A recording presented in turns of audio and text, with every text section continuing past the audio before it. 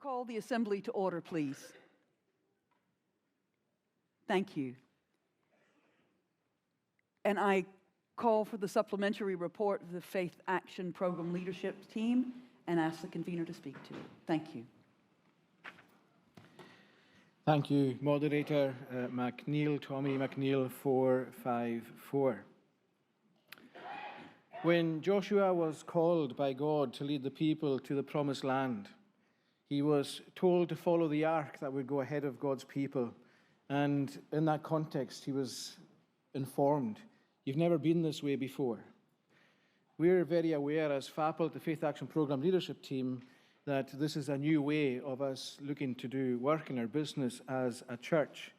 And on Tuesday, I appealed to the General Assembly for grace and patience with us in our work. It's an embryotic work, it's a reflective work, and part of what I'm going to bring today is some of the fruit of that process that we've been engaging in, especially in relation to people, education, and training. 2 years ago, the Assembly trustees reported that with the Church of Scotland going through transformational change at all levels, that it required those in ministry to be equipped to provide effective ministry to both the church and to our wider communities, acknowledging that we're ministering in a changing landscape and a changing nation. They also brought to the General Assembly a report entitled Ministers for the Future, a 7-point vision statement in which our present report is grounded. Ministers who will inspire, be creative, reflect theologically, love God, and love people. This vision requires to be taken with the findings of the 2018 Blake Stevenson report, Review of Training and Support for Ministers. It highlighted the largely positive response of ministers to their academic training, but importantly, it noted the lack of tie-in experience in their reality of ministry on the ground. How then can we ensure that our ministers are better equipped and prepared for the challenges of 21st century secular Scotland? We need new ways to engage with people and to encourage them to enter our ministries. Greater flexibility in the preparation of those in ministry, undertaken in context, on the job, readied for their future roles. Much of their early learning will be by seeing, trying, and doing, much of it being done on the ground with reflective practice to gain the fullness of these experiences. We believe the apprenticeship model is one that mirrors the way that Jesus invested in his disciples, that it's a new way that we are pleased to offer to the church. This is about the content, application, and accessibility of training. What we are proposing builds on the recently launched integrated training program, creating a culture of learning for the whole church. On an institutional level, it also allows our congregations and presbyteries to actively participate in the training and so preparation of those who will enter this ministry. Our whole church being invited to be part of this new work. Building on this, we still require to ensure that those in national recognized ministries are fully prepared. While some may enter after completing our apprenticeship route, further training will be required for those who become ministers and deacons. In particularly for those who serve the church full-time, we require a more flexible and adaptable approach, candidates that are called, supported, and developed through training with the church and academic provision, developing them spiritually, prayerfully, theologically, biblically, and practically to be the people they are called to be. Whilst we will encourage many to choose the degree path, the opportunity to complete a diploma will be right for others. This will help broaden access for those who have had more experience in life and in the life and work of the church. This will also help broaden our recruitment, given that only 100 of our existing ministers of 524 are under the age of 50. There is a current ministry numbers crisis, and that was also brought alive for us yesterday in the report of the chaplains.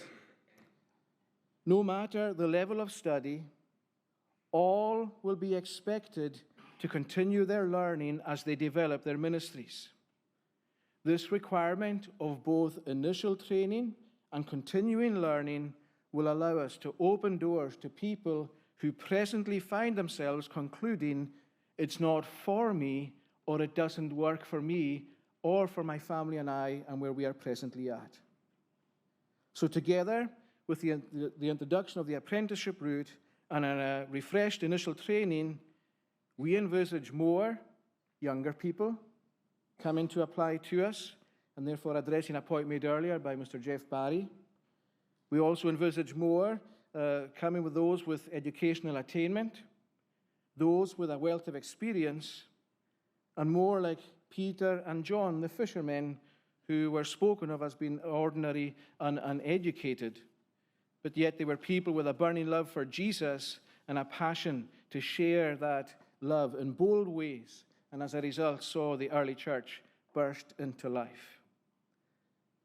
Our church needs such people, and our proposals give us the flexibility to help engage them, train them, and release them.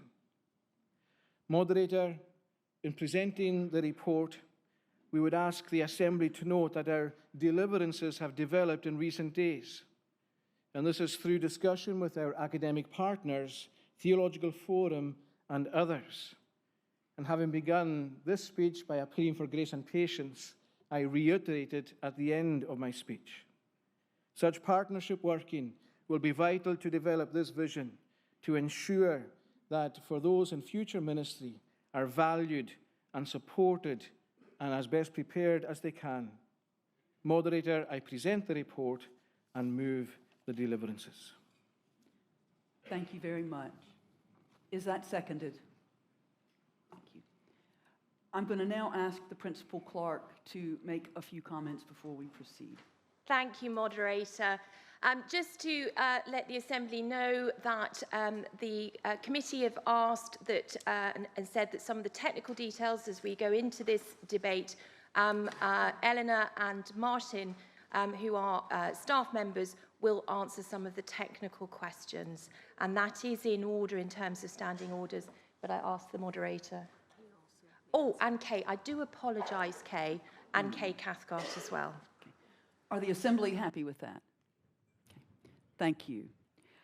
I move to questions, and we have several questions. So firstly, Haley Cohen, then Jim Wallace, then Mark McCowan, and Alex Shuttleworth. So I call on Haley Cowan. Oh, thank you, Haley. Moderator Haley Cohen, 57. I have a couple of questions, which I hope is in order.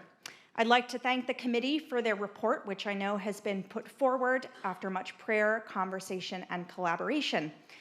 I'm in a perhaps unique position of being a Church of Scotland minister married to a priest in the Scottish Episcopal Church, who went through what our friends in the SEC called mixed mode training, where candidates for ministry are placed for 3 years in a church for practical training while undergoing study for an accredited bachelor's degree. The report notes in section 1.2.3 the trend of apprenticeship models in theological education of other denominations. And so my first question to the committee is which denominations' theological education models were researched and studied in bringing forward their proposal, and were candidates who had undergone those models of training asked about their experiences of that training and whether or not they felt that training prepared them for their ministry. My second question relates to 1.5.2 on supervisors. Recognizing the training requirements for supervisors that will come with this report and the need for robust and consistent supervision for candidates, what will training for supervisors be like? And how will the church ensure the quality of supervision be consistent for all candidates in ministry? Thank you. Thank you for your question. Moderator Kay Cathcart, 504, People and Training Manager and Acting Lead for the Faith Action staff. Thank you, Hayley, for 2 questions, which I will try to answer as fully as I can in the time that I have. 5 years ago, when I started my job, I was part of a network of those in the Scottish denominations looking after training for ministry. And at that time, all eyes were on us. Everybody wanted to know what we were going to be doing so that they could learn from us. And we very definitely positioned ourselves as learners. It's nearly 5 years ago since we visited the York School of Mission, which was an extremely fruitful occasion for us, and at the same time we sat in on classes at the Scottish Episcopal Institute. We did not conduct formal research at either of those times, but we found conversations with those that were studying in these places, so really very helpful. We've spoken with the Baptist Church in Scotland, the Baptist Union rather, and have quite personal experience of their roots and of their different ways of bringing people in. We know that the United Reformed Church requires a diploma for ministerial training, but we haven't yet begun conversations with them in a sustained way. We've met with people from the Caleb stream of the Anglican Church. We have spoken with folks from St. Mellitus and visited in the last year. We have been very reluctant to go into more detailed conversations with Common Awards, who are based out of Durham University, because our commitment has been to continue to work with our current academic providers unless such a time comes that we would say we go beyond that, but we have not done that yet. With regard to supervisors, let me just change my page so I have my notes in front of me. We know that not every supervisor will feel equipped for this new role, and that is okay. We'll be consulting, training, and deploying in a way that is appropriate for each person. We've hosted 2 gatherings of supervisors over this last year, as well as invited a number of them to 2 symposia that we hosted early this year. We've been revising supervisor training and are introducing CPD for all of our current supervisors with all of our future needs in mind. Many have been really positive about the potential for collaborating more with our academic providers for assessed placements. They've also been positive about the possibility of longer placements that the apprenticeship stage enables, giving time and opportunity for formation, able to address issues which arise, tending to ongoing challenges. We've received positive feedback from supervisors and presbyteries about the possibility of hub teams within presbyteries, where groups of supervisors might work with groups of apprentices and candidates, together sharing strengths and growing a rounded experience for people. We know that most of our supervisors, if not all of them, consider supervision to be a privilege and a calling and see it as a key part of their ministry. We do not take that for granted, and we would be wanting to work closely with all of our development for this with them. Thank you. Thank you. Jim Wallace, then Mark McCowan, Alex Shuttleworth, and then Fiona McDougall. Moderator Wallace, 396. The convener in introducing his report yet again echoed the comment about the challenges of the number of ministers and indeed the age profile of them, and I think the Assembly would want to encourage the Towards Ministry team in the work of raising up a new generation of younger ministers. And I don't think anyone's under any illusions as to the scale of that challenge. I think we would all like to see more younger candidates, but I just wondered what consideration is being given to doing something to tackle the issue perhaps more immediately by raising the upper age limit at which people can commence their training for the ministry. I think the convener also talked about people with experience, people already got educational attainment. I mean, many of us will be aware of colleagues, people with their own within congregations who have left their chosen career in perhaps the later 50s and have abundance of experience which they could then bring to the ministry. So my question is, would the convener be prepared to consider raising the upper limit in a sort of a non-declaration or a declaration of non-interest? I'm not suggesting you put it up to 69, that I could... But I've got to say that when I said I was going to stand down from the Scottish Parliament at the age of 52, Andrew McClellan did say to me, have you thought about going into the ministry? And at that age, I was too old. I think it's changed. It has changed since. Andrew McClellan didn't give up. He then persuaded me, along with Ron Ferguson, to put my name forward to be moderator, and I don't think that has got any age limit. But I'd be grateful if the convener could reply to the possibility of raising the age limit and encouraging people with some considerable experience to come into the ministry.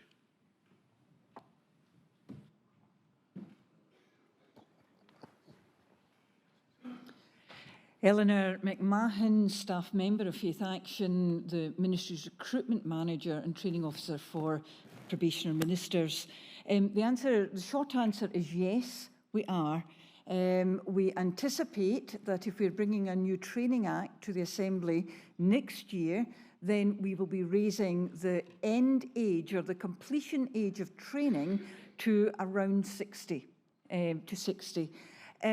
We have discussed this within the People in Training Programme Group, and FAPOLT has also undertaken to look at this.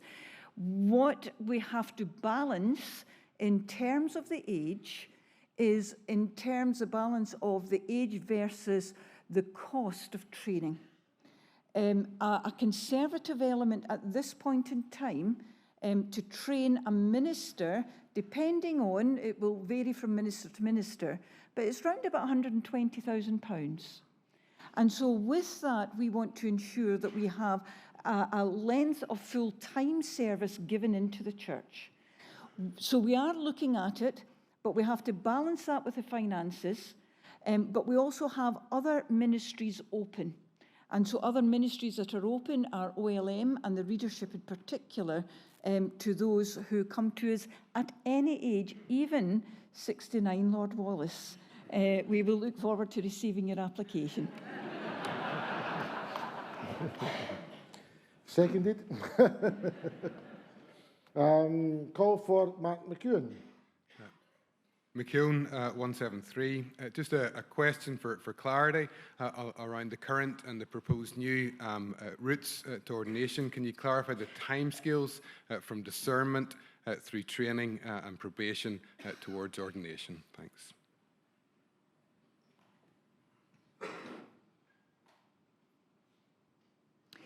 Ellen McMahon, Ministry's Recruitment Manager and Training Officer for Probationers.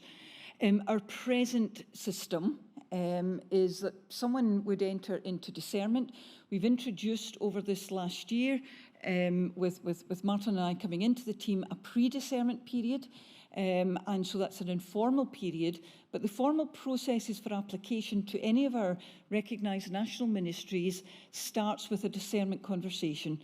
Discernment conversation then leads on to, after safeguarding checks, it leads on to a discernment period of 6 months where we place someone with a mentor. That leads to a local review, and then thereafter, the local review, if someone is able to proceed after that, that leads on to national assessment for OLM, diaconate, and full-time word and sacrament. In terms of time scale, to be honest, it depends when someone enters into the process. And so someone entering into the process today, then in terms of their 6 months, it's going to be the end of the year before they reach local review. And so what we'd be looking at is an assessment conference coming in the spring 2025. Thereafter, if they are an accept, they would then proceed to be, the word we use is onboarding into the training team. They would have an ICM, an initial course meeting, and thereafter they would enter their studies, their placement, their conference programme. That really depends on what they have come with in terms of previous experience and qualifications. Our present Training Act offers 5 courses, A to E. It's listed A to E. And within that, at the initial course meeting, that would be worked through with the now candidate, and a course would be set.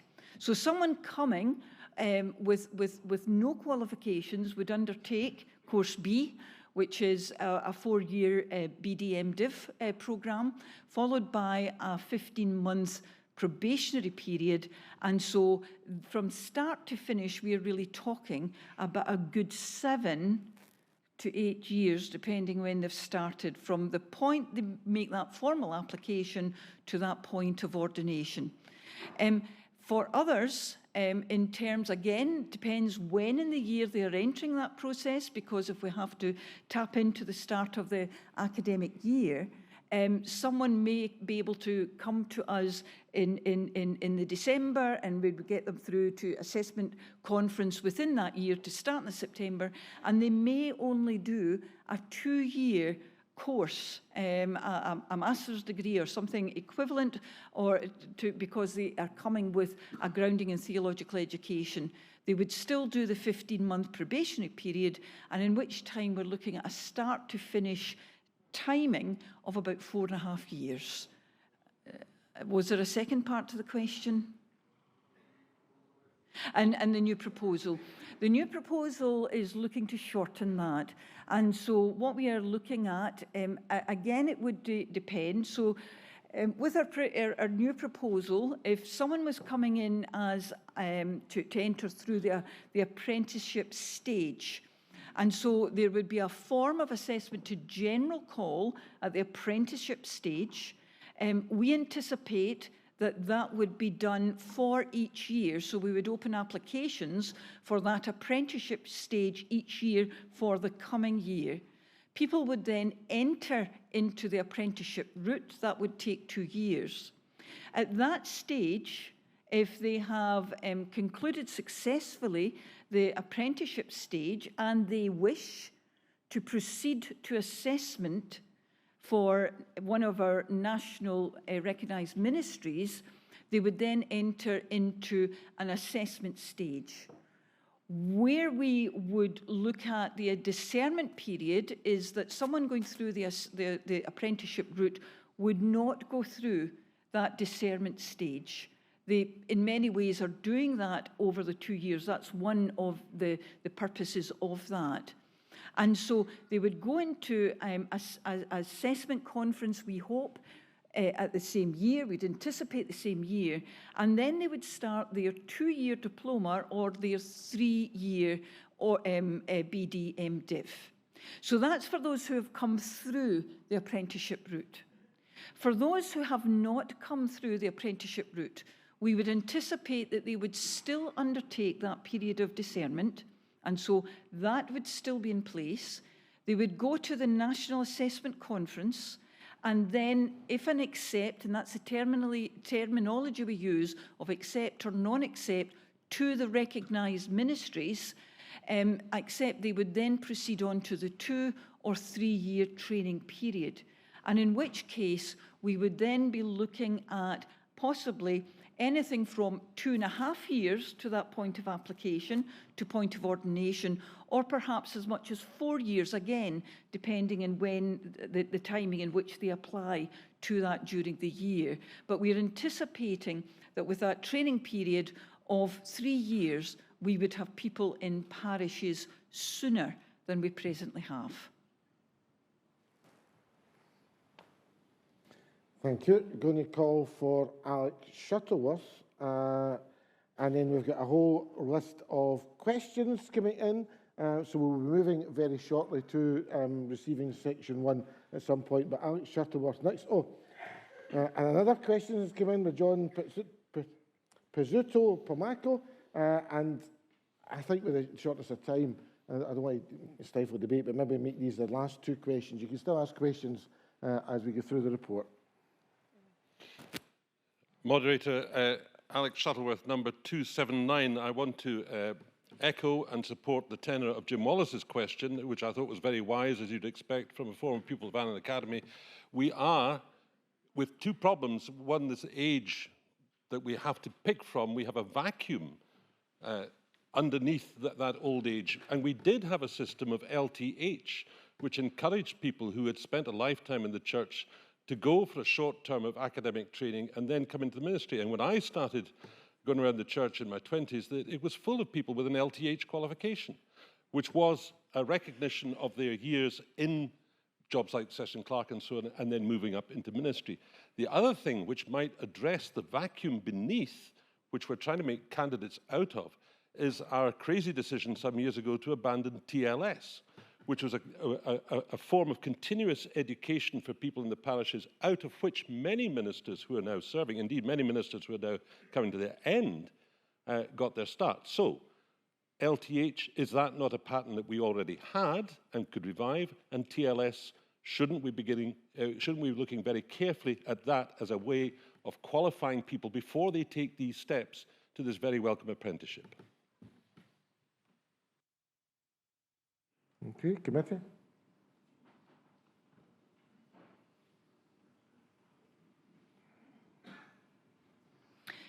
Eleanor McMahon, Ministries Recruitment Manager and Training Officer to Probationers.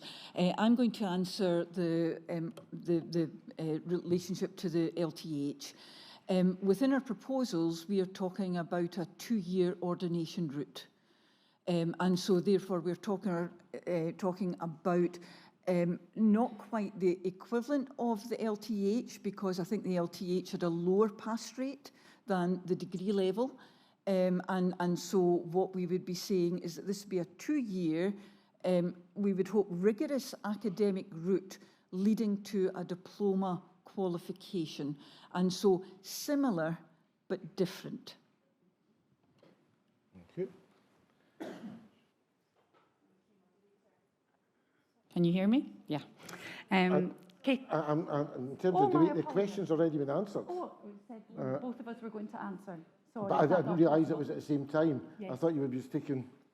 Can yes, please. Sorry, thank Just I'm very conscious of time. Apologies, moderator. In terms of TLS, what we now have is Church of Scotland Learning, or the Integrated Training Programme. And so TLS is still held by Iona Learn, but through Church of Scotland Learning, we're hoping that we can build a theological confidence within the church, that we can learn and grow, that it will be something that can move towards accreditation, and that will allow for pathways into the recognised ministries to be encouraged and formed. Thank you. Okay. Thank you. John Pizzuto Pomaco in the gallery. Hello, thank you for allowing me to speak. So yes, I just had a question. I'll preface it with, Name and number, please. Yes, name and number. John Pizzuto Pomaco, 554. I'll start off with a brief comment, and then very brief, I promise. Could you give us a question, please? Give us the question first, okay. I have the question for the, would be for the convener, I guess. It would be, is there a route, like a mentoring route that you're considering before the discernment process that would be more informal, maybe within your own church congregation or something like that? Because in my view, the discernment process, as someone who applied for it, is quite official and a bit more steps to it than would be required for this. So yes, if that is a question that you understand. Yep, thank you. Martin. Moderator, Fair 300. Thank you, John, for your question. I understand it exactly, I think. Let me tell you what we do. Eleanor earlier mentioned pre-discernment, and that is the more informal stage. It's very much part of my role, and can I tell the Assembly, I love it. It's about talking to people almost on a daily basis who are beginning to sense, even if the slightest inkling that God may have a calling on their life. What a joy to be in a job that you get phone calls and emails and the opportunity thereafter for conversations with people who are at that place. So as we move forward, there are 4 E's that we'd love you to remember. The first one is inquire. That's when people, in a very informal way, can be in touch for the conversations I'm talking about, informally with no commitments required.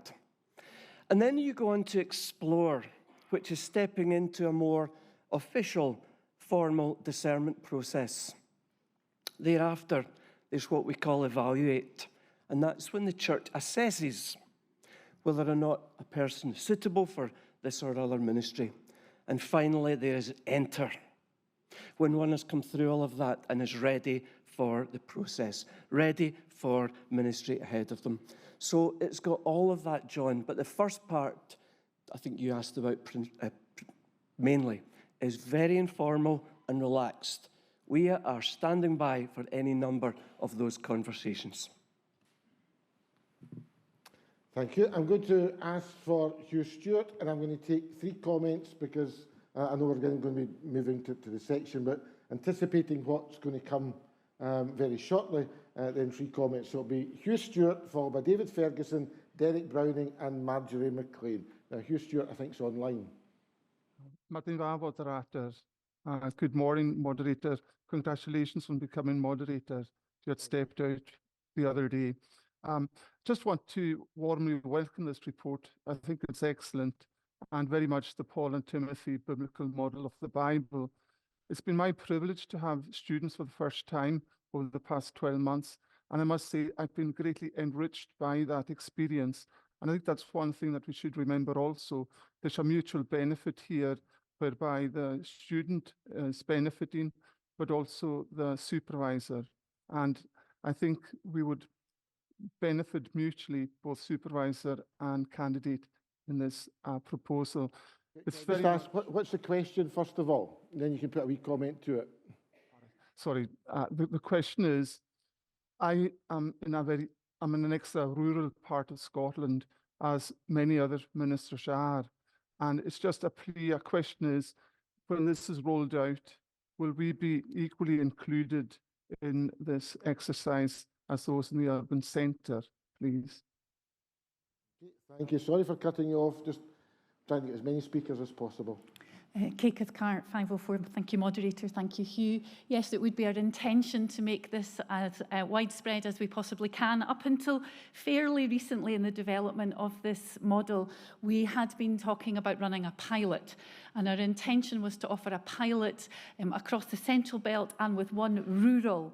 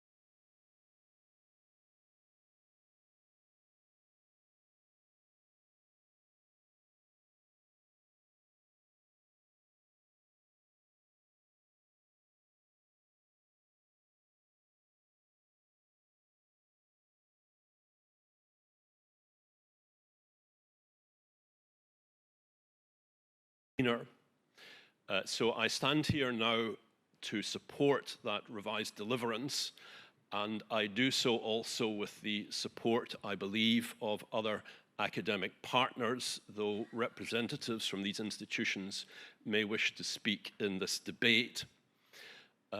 What we welcome in the revised deliverance is a reaffirmation of the partnership between church and university, which has served us well for many centuries. We have 3 universities that were founded before the Reformation, followed by a modern civic upstart, the University of Edinburgh. And these have followed a wide European model of educating ordinands through a university degree program. The report on ministry in the General Assembly 2000, which is cited by Fappelt, was predicated on the continuation of that partnership. So I welcome the affirmation of the standard route to full-time ordained ministry as through a 3-year degree program at one of our universities with built-in credit-bearing placements. Some time ago, I took part in a review of theological education in the Church of Ireland. We went to Trinity College Dublin, where many ordinands were educated to degree level. The Archbishop of Dublin was invited to meet with us. He came and he said that he did not like having to write a cheque for over 100,000 euros each year for the training of his ordinands, but he was not willing that they be less well educated than the people to whom they would be preaching and teaching in their subsequent ministries. The one difference from that model is that we don't pay tuition fees for our ordinands, even when they are studying for a second degree. We have a very good deal from our government to that extent, and we should not, I think, jeopardize that by bringing forward proposals that may well prove much more costly. The point of having a theology degree is not to have letters after one's name. It is to be properly equipped to serve one's congregation. The role of the minister is also that of a teacher, and one of the strands of our Presbyterian tradition describes the minister as the teaching elder. That is an affirmation of our Lord's mandate at the end of Matthew's Gospel. We are both to preach and to teach. And I'm disappointed that in the essential duties of the minister, outlined in the appendix to the original Fappelt report, that no mention is made of the role of the minister as teacher. But I hope that we can reaffirm that as we move forward with these proposals, bringing a further and more developed set of proposals to the General Assembly next year. The revised deliverance represents a way forward also for the universities. Changes will be required on the part of academic partners. If our relationship is worth continuing, we should be prepared to reform it. So these proposals will commit the universities to introducing credit-bearing placements, which we have not had hitherto. This will enable a greater integration of theory and practice, something that has long been desired in discussions with the Church. We will also, as representatives from Fappelt have indicated, have a faster 2-year track for those who fall under certain listed criteria. And all of this, our academic partners are willing to commit to in principle and to discuss in further detail next year. It's worth saying in conclusion that these proposals coming from the academic partners have not been cobbled together at the last minute. We have discussed them with the former Ministries Council over many years. They've been around and in the air for a time, but this is our opportunity to move forward with these. And therefore, I stand here having withdrawn my counter motion and willing to support the revised deliverance that has been put down by the convener of Fappelt. Thank you, Moderator.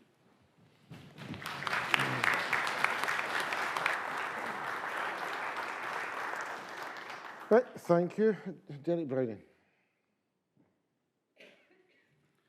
Moderator Derek Browning, number 2. I'm particularly grateful to what Professor Ferguson has just said to the Presbytery, because that certainly helped me with some of my thinking around this matter. I was originally intending to speak to asking the Assembly not to receive the report, because I don't think that the way in which it has been handled has been particularly helpful for the General Assembly. It seems to me that the supplementary report we received was at 10 days before the Assembly met, And then barely 4 days ago, we find this quite significant amendment coming in the name of the convener, which runs not quite entirely contrary, but raises very serious questions about what happened in that period from when the supplementary report was presented to this amendment that is now coming before the General Assembly. I'm not yet fully confident that the Assembly and indeed the wider Church should feel assured that Fappolt is actually fully on board in this, because in his speech, the convener made no allusion as to why their minds were so significantly changed. I'm also concerned about the fact, as we've heard from Professor Ferguson, that these conversations have been going on for several months, if not several years.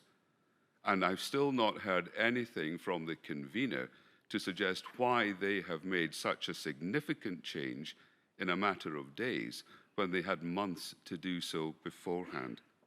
For such a crucial area as ministerial formation, this feels at the Assembly and in the name of Fappolt to be rushed. I'm reassured from the academics and others like the Theological Forum who have been involved in discussions up until this point.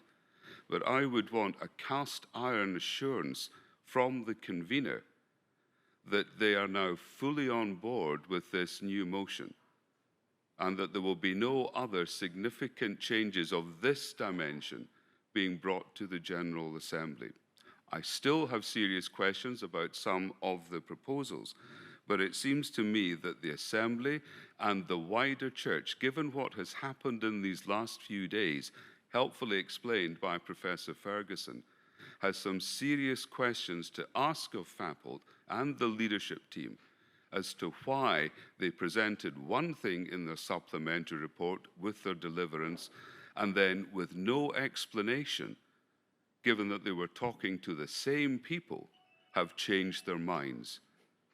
And it would be very helpful to me, and I know a significant number of other people at the General Assembly, to hear why this has happened, whilst welcoming what Professor Ferguson has said, whilst reassured that further proposals about how this will roll out in future years will come to future assemblies.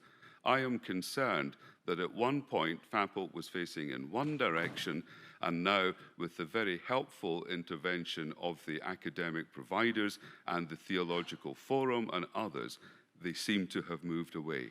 And we have still not heard an explanation about that, and I would hope, Moderator, that the convener may say something. Thank you, Moderator.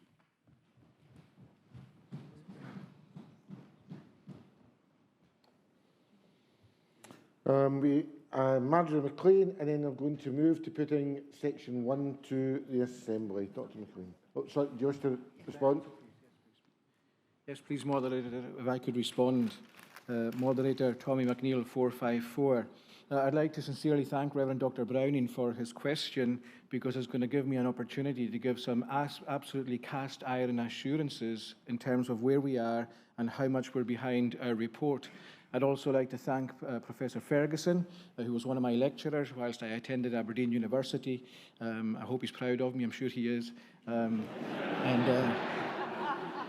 And to be really honest, the change in our deliverances is as a direct result of our respect of and appreciation of our academic providers and the absolutely crucial nature of our ongoing relationship with them. Have our deliverances changed? Yes, they have, but for good reasons. The fundamental principles of our report remain. The move towards context-based training through the apprenticeship route, a new way in that will widen access and offer extended period of discernment and learning at the beginnings of preparation of ministry. And in light of some of the earlier questions, for those of a very young age and for those of not so young an age, who for them, full-time ministry of word and sacrament would not be an option. The apprenticeship route would. This will also, our deliverances will also give greater flexibility for those who enter initial ministerial education with both a revamped BD, an MDiv degree, and diploma options, reducing the length of study and increasing candidate support. And thirdly, the enshrining of continuing ministerial training and acknowledgement by us as a church that we want all involved in our family of ministries to be engaged in lifelong learning. Why have we made these changes and so brought different deliverances? We have been having ongoing conversations with key stakeholders, and in particular our academic providers throughout this last year, building of years of work in this area. And this is a continual layering of work.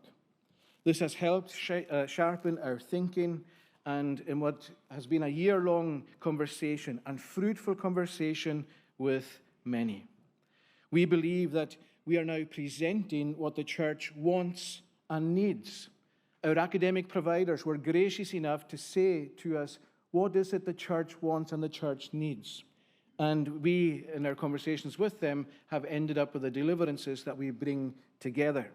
And just as they have helped us by responding to them by saying what our needs are, then our response and our deliverances are, this is what our church needs right now and for ministries in the future. If the changes have been confusing, we do apologize.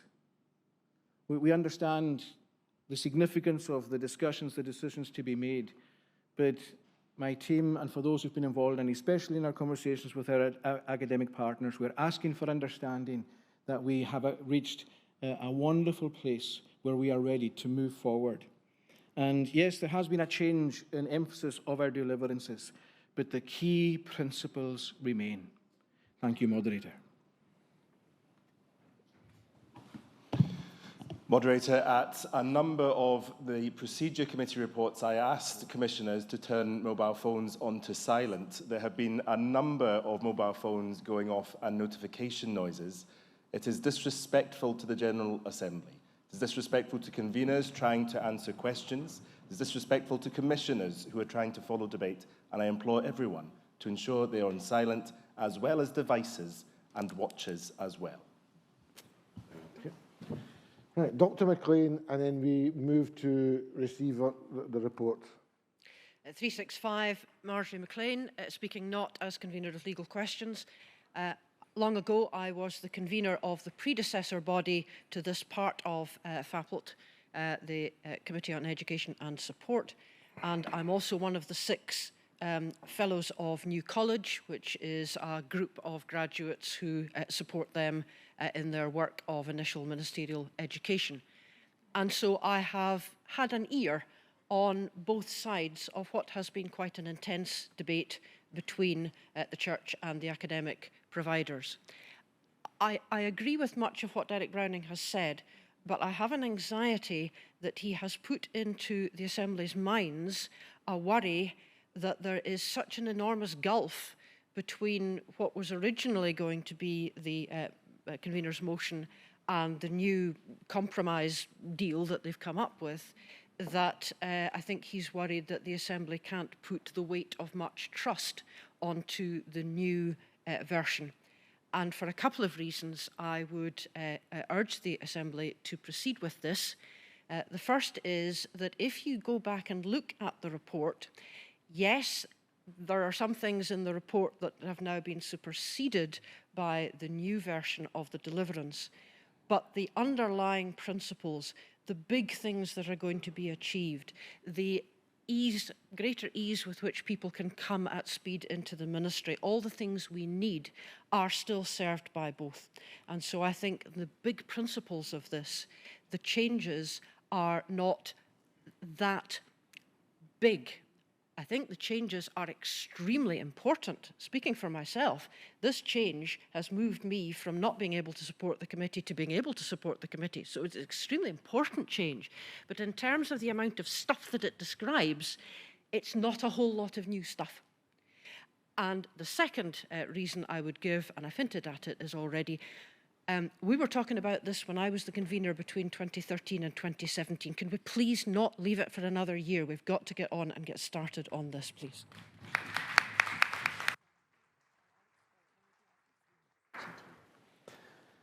Right, I then put section 1 of the deliverance, receive the report to the General Assembly. And online, Clerk. Thank you, moderator.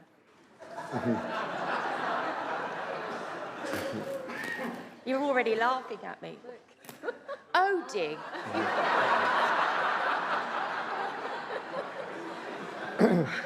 I think this assembly. Oh, I was going to get you to read that. I'm not going to read it. I'm not going to read it. No. Oh, that's too funny. Anyway, right. Okay. So we have got, as we all know, a new section 2 to 10. All that gubbins in there. I can't read.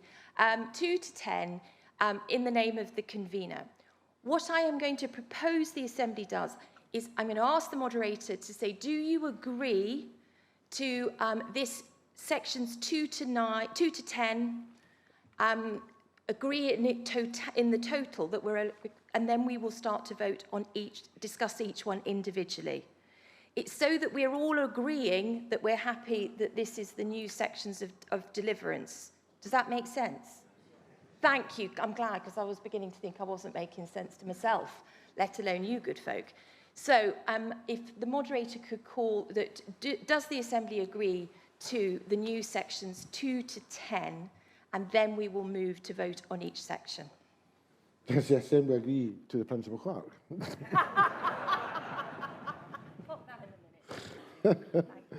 Okay. So, sorry, moderator, sorry to interrupt you. Right. We now, sorry folks, we're going to have to just have a 5-minute break. I know we're all hungry, because we have to redo the hub. I know, please forgive me. But also in that 5 minutes, really think through what you want to ask, what you want to comment on, and let's see if we can rattle through this, given we've had great contributions already. But that's just a wee suggestion, moderator. The Assembly breaks for 5 minutes.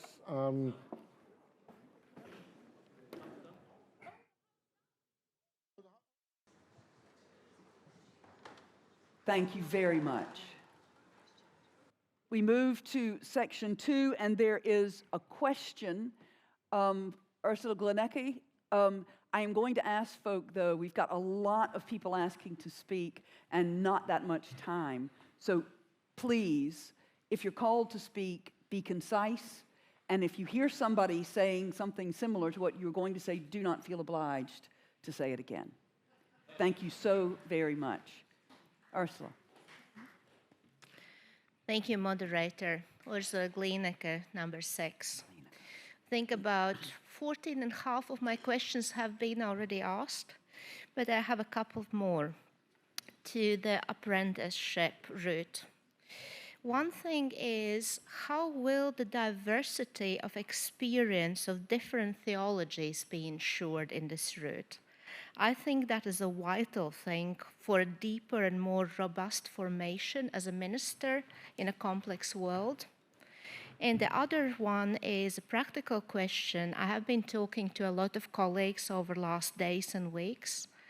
And my question is, a lot of people who might want to be supervisors feel that they are already overstretched. How would this be addressed, please? Thank you. Thank you.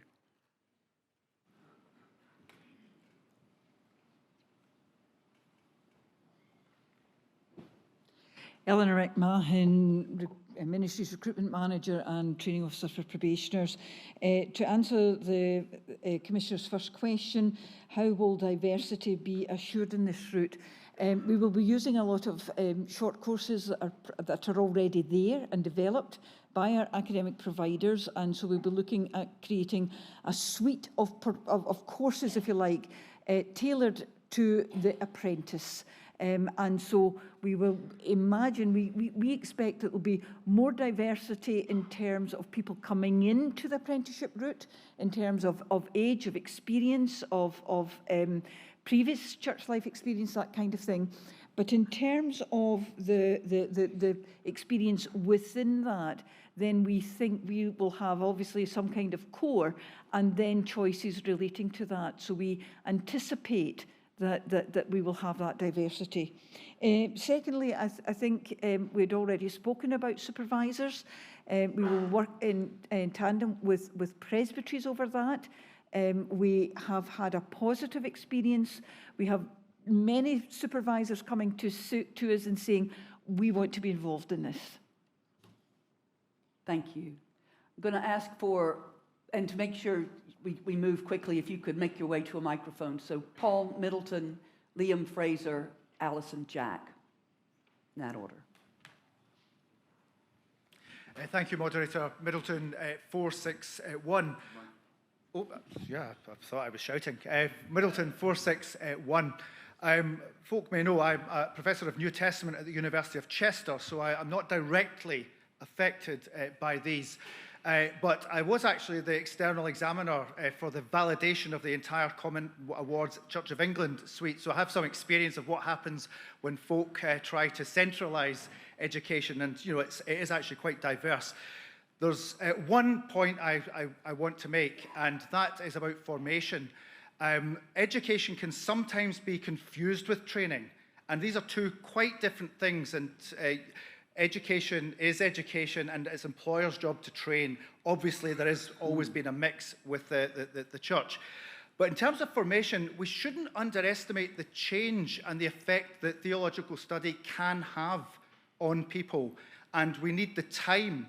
I understand we want to kind of help people get there quickly, but some people need the time. It's hard to believe I was once a very fresh-faced undergraduate, and it's not an exaggeration to say the synoptic problem changed my life.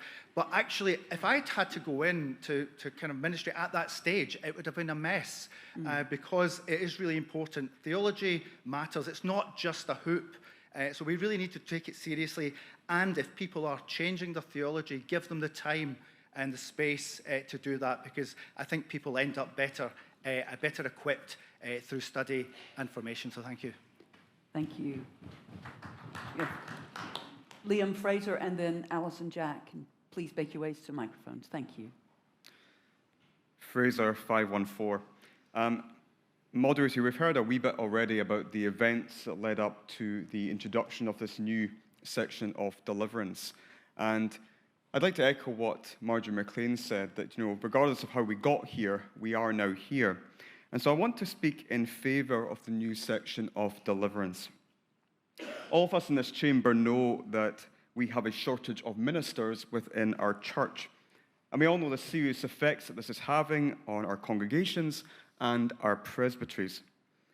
And that is why the apprenticeship route and the 2-year certificate course outlined in the new section of the supplementary report is so welcome, because it provides a way for individuals who have a gifting for ministry, but who may be unsure exactly where their calling lies, or who may not come from a strong educational background, to develop their giftings, explore their calling, have the time that Professor Middleton speaks of, and be given targeted support to help them grow into who God created them to be.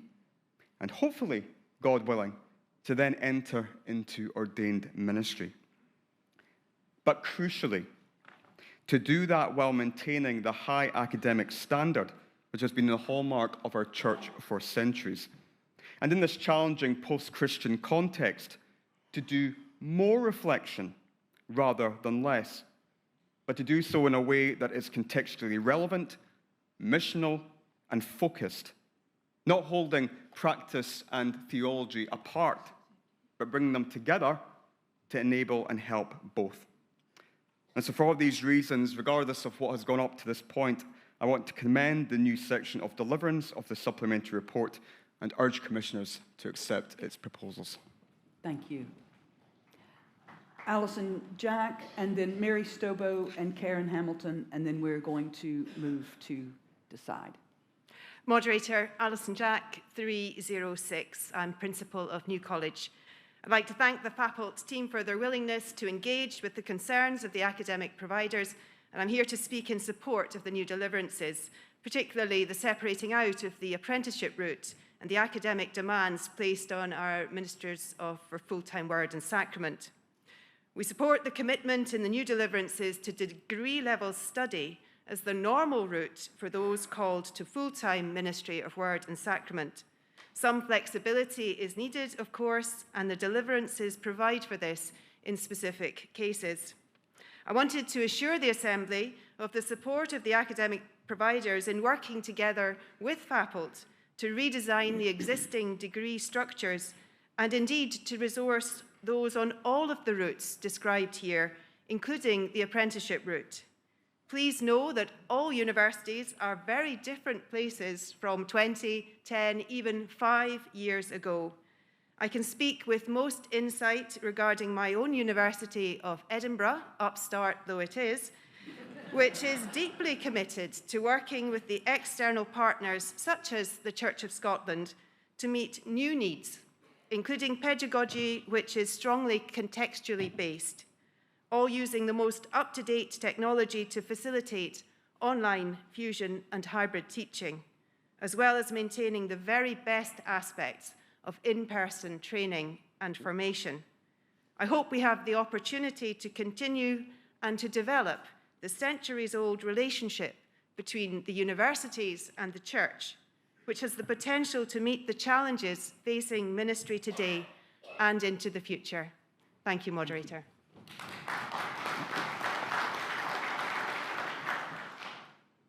Mary Stobo and Karen Hamilton, and then we'll proceed.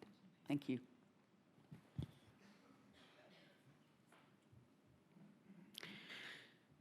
Mary Stobo, 424. Moderator, I had the joy and privilege of being one of the cohort that was involved in TLS that has already been referred to as a route into the readership. This was in response to the scratching of the itch that Martin referred to at the lunch from the learning group. It was a mixture of, in those days, very advanced distance learning, where we had local tutor groups, residential weekends, and all the rest of it. It eventually morphed into a certificate of education. Many of our readers of today are educated to this standard, and many of them hold down positions as local ministers and interim moderators in long-term vacancies, and do so very successfully with this level of education and training.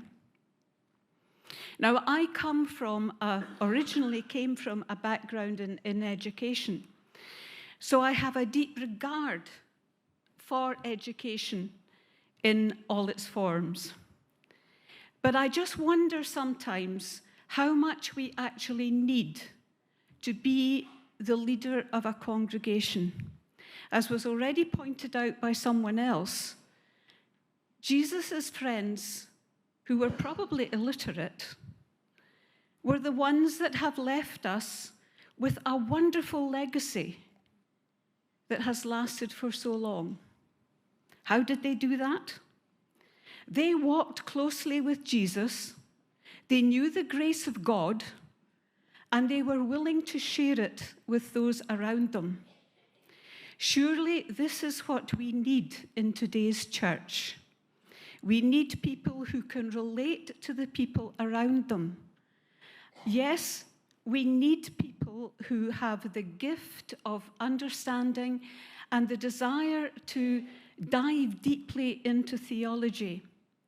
But we also need these ordinary folk like me that hopefully can relate to the folk round about them, that have come from an ordinary working background, not an academic one, into the ministry.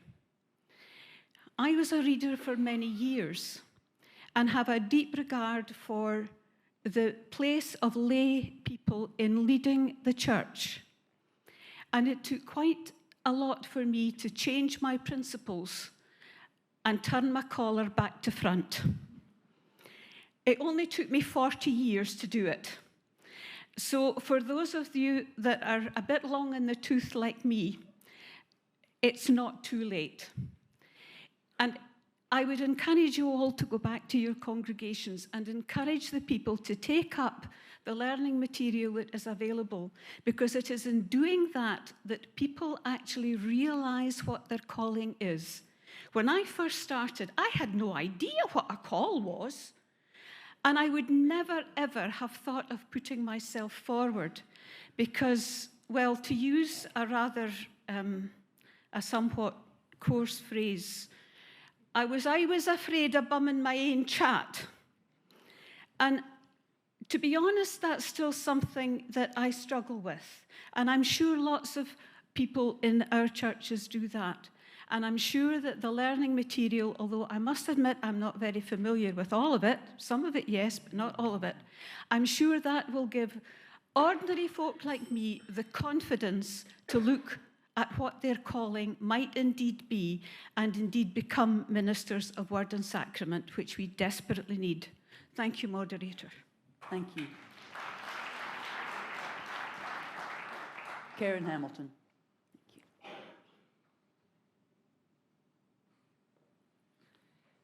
Karen Hamilton, 218. I'm a deacon minister, a minister of word and service. That is what I was trained for, and that is what I love to do. And I really am excited about the committee bringing forward this apprenticeship, because we have been asking as a diaconate, wanting to have new training in a way that we can encourage people to come and to be deacons. And hopefully that this will be a way, not just for all ministries, but for the diaconal ministry, because it's my ministry and it's the one I love.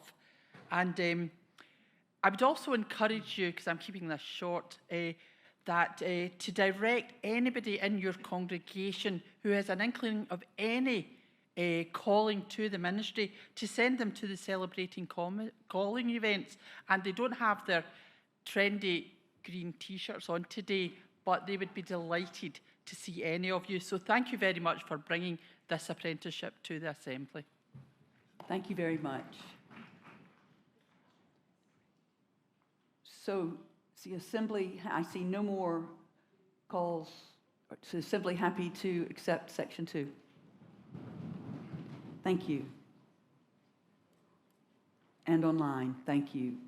Okay, we've got a question and one comment. So Ben Thorpe and then Suzanne Fletcher on Section 3. Ben Thorpe, 181, 2019 graduate of Trinity College and just about still in the 104.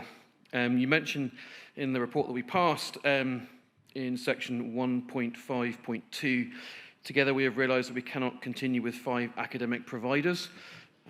Is this still the direction of travel? And can you confirm that the recent discussions have included all 5 academic providers? I'm aware that HTC, with their distance learning, have taken on maybe half of our most recent trainees. And I think it's important that all providers are included in that discussion, even though we may be moving towards less than 5. Thanks. Kay Cathcart, 504. Thank you, moderator. Thank you, Ben. We are still working and speaking with all 5 of our academic providers. It would be untrue to say that St Andrews University have been full participants over the last year. They have listened, they are warmly supportive, but not as involved. We have had the hard conversations that the General Assembly of 2019 told us that we needed to have about what it would look like to reduce the number of providers. There will need to be investment made in new courses, and we will not be able to do that in all 5 places. So we will be speaking with our academic providers about how we might move perhaps to one main provider with spokes into others where different elements of training would be provided. But what that looks like and how we will do that is going to take real care. It is a hard conversation for us all to have, and we would ask you as a church to support us and pray for us as we have these conversations, because we are all agreed that we need to have them. Thank you. Susie Fletcher. Moderator, Susie Fletcher, number 65. Just to say, as those of you who know me, I often have my fingers in far too many pies, and I'm one of those people who says yes to everything. However, I am slightly concerned that what we are looking at in Section 3 is only in specific circumstances, because I worry that otherwise we might face something like my two eldest children are facing this week. One having finished the BGE, or the Broad General Education, and the other taking her last hire this morning.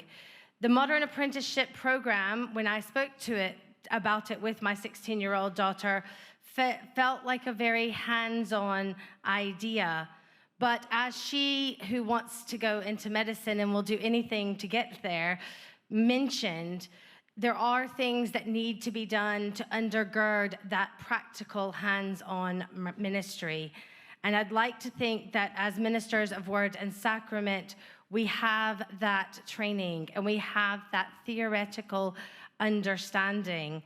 I have trained for ministry initially in the Presbyterian Church USA in a seminary setting, which also in many ways has its finger in every pie, but is post a degree, a 4-year degree from university. I'm definitely not recommending 7 years for that. However, I do think it's very important that in this age of fusion and hybrid and all the rest, we recognize the value of an academic education to help support everything that we do in our practical everyday ministry. I don't think any of my friends or colleagues would consider me to be academic, but I've also had the benefit of education here through the Doctor of Ministry program between Pittsburgh Seminary in America and Edinburgh University here with Alison Jack as our leader, and also more recently in the course which we have a break from this morning at Glasgow University with Mark Johnston and Andy Brooks on leading through church change.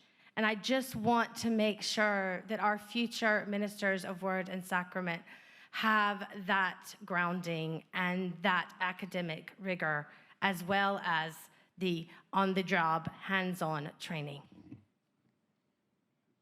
Thank you. I see no more requests to speak. Is Section 3 approved? Thank you. And online? Okay, thank you. Section 4, I see no questions or requests to speak. Section 4. And online? Thank you. Section 5, again, I see no requests to speak or questions. And online? Thank you. We've got several questions and comments for Section 6. So we take the question first, and that is Nigel Robb. Moderation. Nigel Robb, number 278.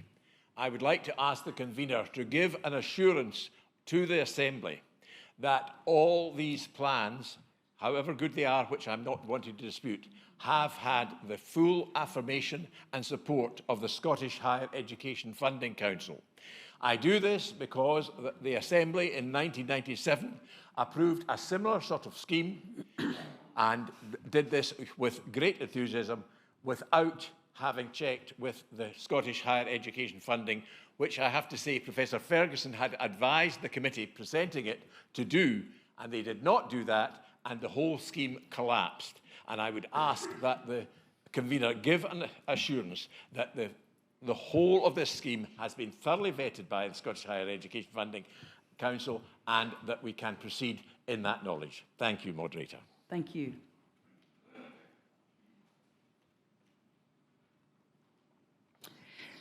Eleanor McMahon, Ministry's Recruitment Manager and Training Officer for Probationers. We spoke, thank you, Nigel, that you gave notice of your question to us. And so we spoke to Professor Ferguson about that after we'd received your question. And so in terms of funding arrangements for BDM divs, we do not anticipate any change. There will need to be further discussion with the diploma route because that's new. But in terms of our process, we're bringing it to the Assembly in principle to you first. And now, if so approved, we will engage in further conversations. Thank you for that. I've got a few people on screen. I'll take a couple and then we'll test the mood of the room. So Ewan Ritchie and Donald McEwen. If you could make your ways to the microphone. And I would ask you to please be as succinct as you can. Thank you, Moderator. Ewan Ritchie, 277. I was going to make a much longer comment and question, but I've decided in the interest of time just to make a slightly shorter and simpler one. I spent 4 years at New College, and it was not always at times an easy journey. I struggled with my own health at times and had to work incredibly hard to make up that time. I lost both my in-laws, one in particularly difficult circumstances, and my wife and I struggled at times to support our oldest son with his own physical and mental health. There were times when I did, in fact, think about giving up. And the truth is, Moderator, that I would not be here in my current capacity if it was not for the many untold kindnesses I received from the Church of Scotland staff at New College, some of which are sitting opposite me now. Within the pressures of family life, full-time study and church placement, they gave me the time and the space to explore my faith and life.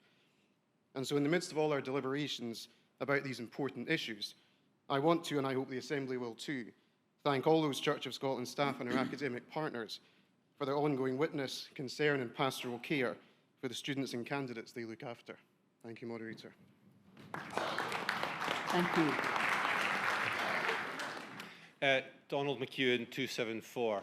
I'm employed by St Andrews University, but not in the role of an academic partner, as I'm not an academic, but serve there as the chaplain. And it's as chaplain I want to speak. Part of my work that I've chosen to do is to lead a ministry discernment group.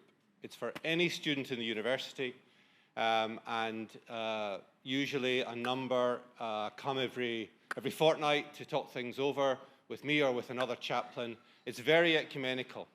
And one of the roles and goals of that is that students will discern a path to ministry. It's one of those pre-discernment groups that we heard advocated earlier. So these are students in St Andrews University. They've done well to get there. And so perhaps that's an unusual cohort. Nevertheless, they're real people too. If they want to go into ministries in any church, they want to be really well educated for that. They understand the world they live in, they're young on the whole, and they're in a world of a huge variety of perspectives and approaches to the possibility of the existence of God and the Christian gospel.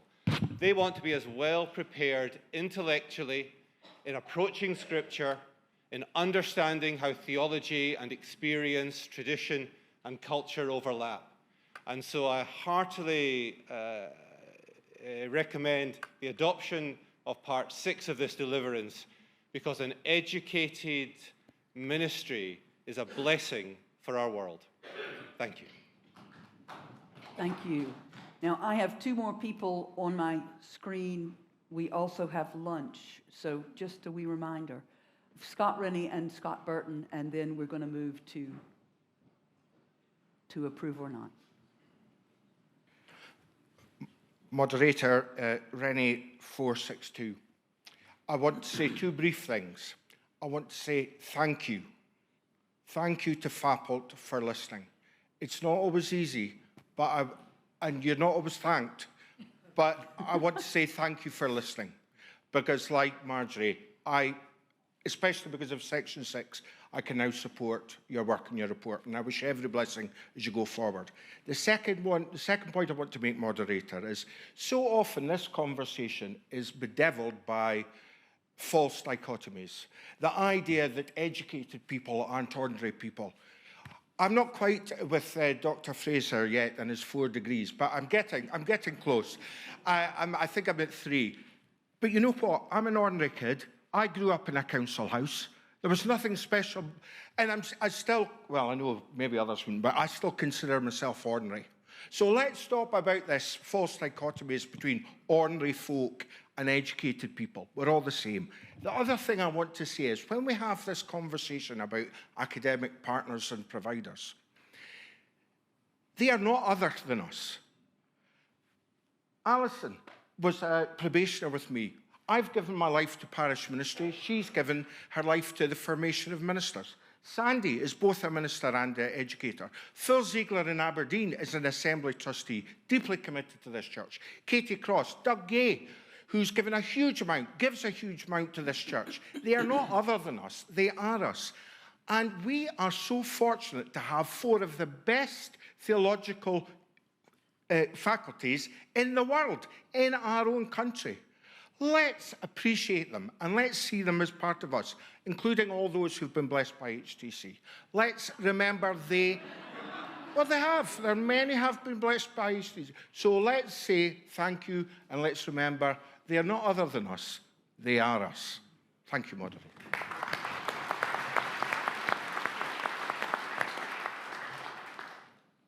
Scott Burton, number 221. Thank you, Moderator, and thank you to Fappel for bringing this. I want to speak in support of 6 because in some ways I think we've lost a little bit of the candidates.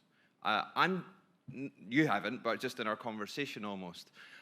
I am training as a supervisor just now, going through this new training scheme. It is a little bit demanding. There's quite a time commitment, but I think that will be for the best and will help to make sure that we do have placements that will be credit-bearing, and that's beneficial. I speak in favour of 6 because as someone who's just finished their first 5 years, I still do very much remember training and having to do full-time study, plus placement on top of that, plus semi-fitting in family life somehow within that is a real demand and stretch, and can really undermine how much our families still want us to go into ministry. And so by having placements become credit-bearing, we create more space for balance and health and well-being. We also enable more space actually for reflection. I must admit, don't tell all my professors at HTC that I didn't get through all the reading because there just was too much to do.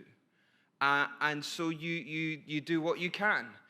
And there's probably not as much time for that reflection that we want as there could be. And so by going the route that we have within 6, I think there'll be more time. Because actually, since graduating, I've utilized my own study and reflection as we're trained to do much more. And those are the resources I'm much more drawing upon more recently. Our practice-based model will force us to ask questions that then drive us to do more reading and more learning and more reflection and actually have the space and time to do that rather than say, well, I'll get to that eventually, or not have the space and time to put together the theology as we're being exposed to a breadth of things. So I think there's real wisdom here in pursuing this route, and so I thank FAPL for their proposal and the academic providers for being part of that and taking us in that direction too. So thank you, Moderator. Thank you. Section 6.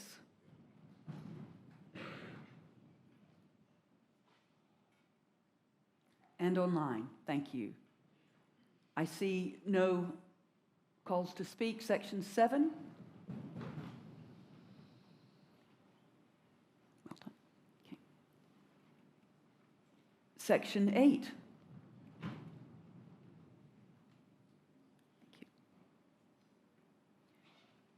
We have a question from Derek Browning in section 9.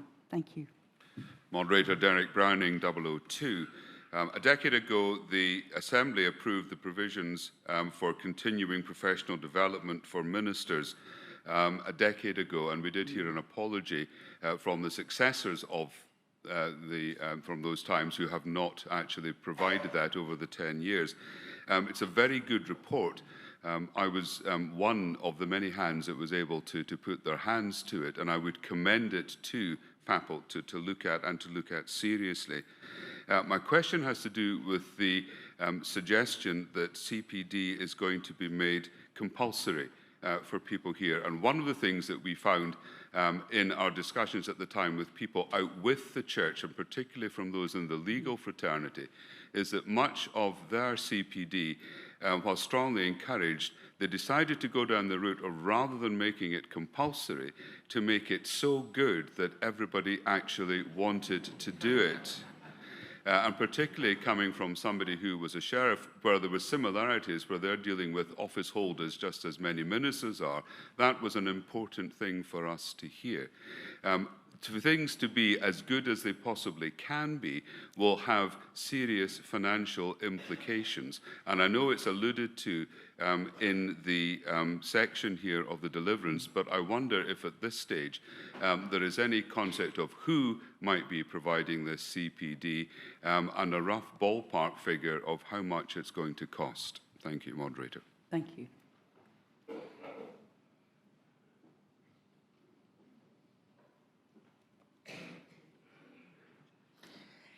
Eleanor McMahon, Ministry's Recruitment Officer Training. You know my title. I thank Dr. Browning for both his comment and his question, and I think in terms of, we will look at that report from 10 years ago, it would be important in our forward thinking.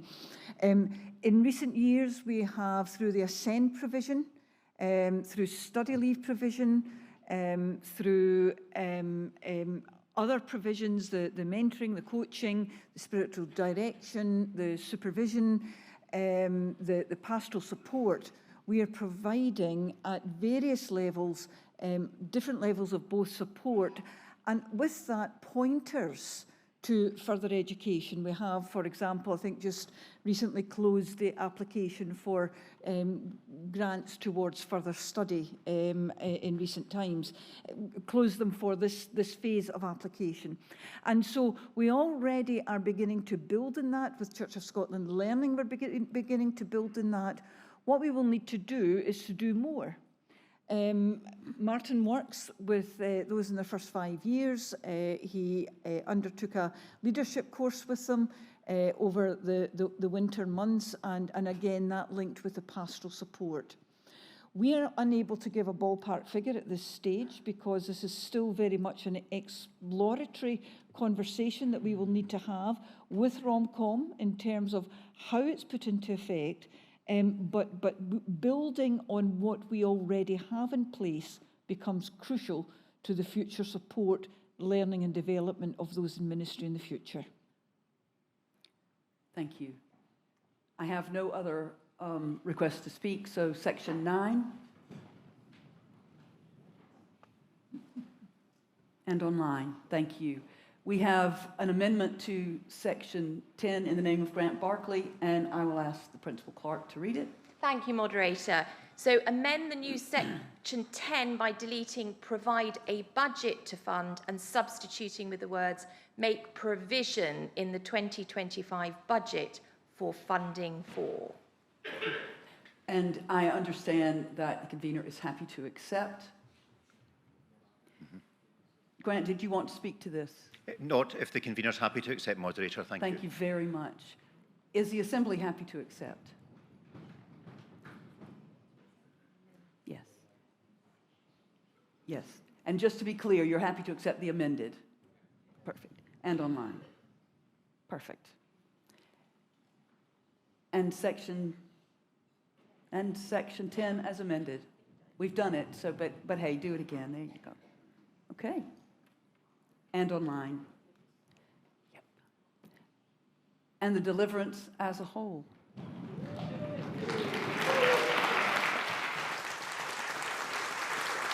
And online.